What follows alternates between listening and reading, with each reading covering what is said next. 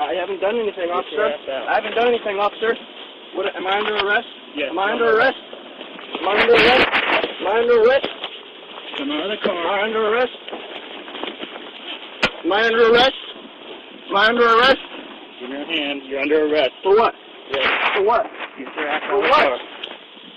All right, fine. Hey, just get out. Out. What? Out right now. We're not even a couple seconds into this police interaction and the cops already got the taser pointed at this guy. And believe it or not, this ends up being one of the most expensive traffic stops in road piracy history. But here's the deal. Here's the deal. Here's the deal. So here's the deal. And here's the deal. Here's the deal. Here's the deal. Because here's the deal. Here's the deal. You either give me your ID or you go to jail. How about that? Catch me outside. How about that? How about that? How about that? Here's the deal. Pursuit of a Mazda heading south on 3 Points Road. Here's the deal.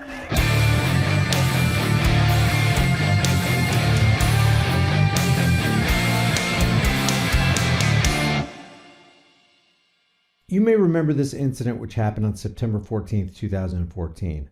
This is a follow-up to the brutal and merciless treatment of a Missouri teenager by another costume clown who claimed, just like they all do, to be protecting rights and keeping the streets safe. And just a little reminder, in case you're conned into believing that you're actually safe around the boys in blue, in 2017, cops killed 9 times more people than terrorists did. Sorry, it wasn't 9 times more, it was 39 times more. Now think about that, 39 times. Oh, wait, what's this? Oh, it's much worse than that. Cops killed 100 times more Americans than terrorists did. Kind of gives the term domestic or homegrown terrorism a whole new meaning. So if you think you're safe under the care of the thin blue line, you might want to think again, because you're not. Fortunately, in this case, the brutality didn't lead to another death. Well, it did, but only because the EMTs were able to shock this kid's heart back into beating again. Now, before we really get into this story, it should be noted that mainstream media often uses police brutality cases to propagate their "we've got serious racial problems" narrative into the fabric of the subconscious mind. Racism is not and will never be more dangerous or widespread than authoritarianism. When people buy into the fiction that mere human beings have the moral right to harass, detain, kidnap, and murder other people without suffering consequences simply because they're wearing a costume and a badge, you're dealing with a sick society that applauds criminality while giving away liberty. And nothing can be more dangerous than that. Generally speaking, government officials enjoy broad protection against federal lawsuits known as qualified immunity. But a federal appeals court back in May of 2021 refused to extend that immunity to an Independence, Missouri police officer who was tagged with a $6.5 million jury verdict in a police brutality case.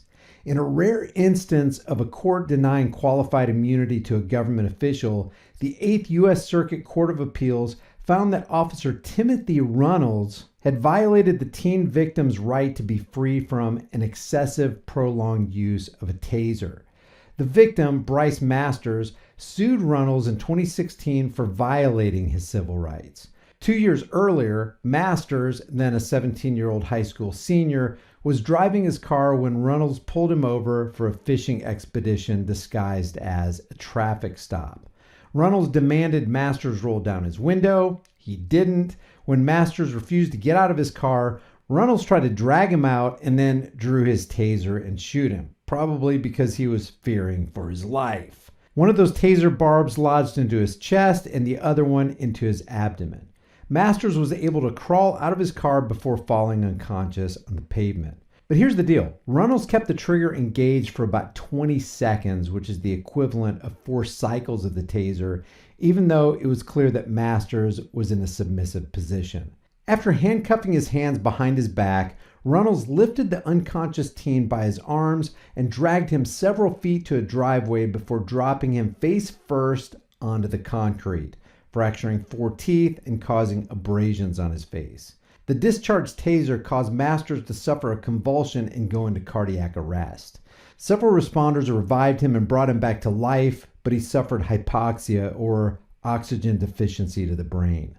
Following a 5-day trial in December of 2018, a jury awarded Masters $5 million in actual damages and $1.5 million in punitive damages, including $500,000 for prolonged use of a taser and $1 million for the pavement drop. Post-trial, Runnels argued that he was entitled to qualified immunity, but the trial judge denied Runnels' motion and the Eighth Circuit upheld that finding. Circuit Judge Jane L. Kelly wrote on behalf of a 3-judge panel of the court, "An officer may not continue to tase a person who is no longer resisting, threatening, or fleeing. This is so whether the tasing comes in the form of multiple separate deployments or, in this case, a single continuous deployment that lasts for an extended period of time."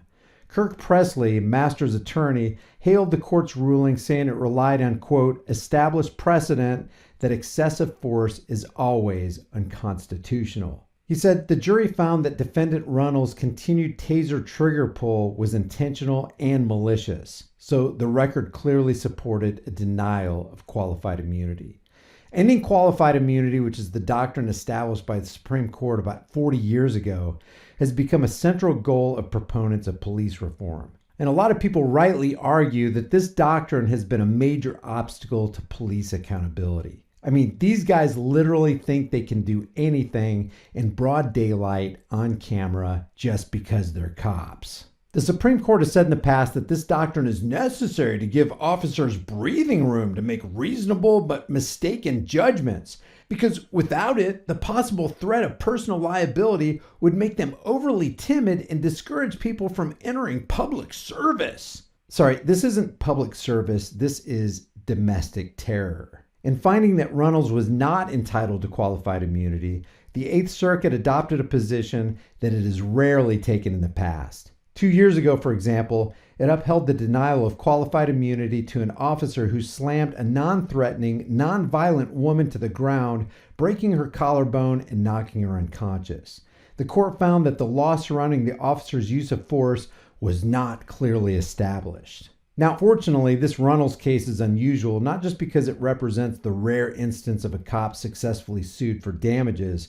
Runnels was also indicted on charges of depriving Masters of his civil rights under color of law and obstruction of justice. Now, just to do a little further follow-up, Runnels, who was fired from the Independence Police Department after his encounter with Masters, pleaded guilty in 2015 to a single deprivation of rights charge and was sentenced to 4 years in prison. Federal prison records show that he was released on December 27, 2019. Which means if this guy hasn't amended his ways, we have a psychopath on the loose again in the form of former officer Timothy Runnels. But what better way to fill another local police department with low expectations and a low IQ order-following conformist who doesn't mind foisting brutality on his fellow Americans. If you guys get something out of these videos, subscribe to the channel, hit the bell notification icon, give it a thumbs up, share it with everybody you know, and don't forget to subscribe to my private email list through my website, highimpactflix.com. I'll see you in the next video.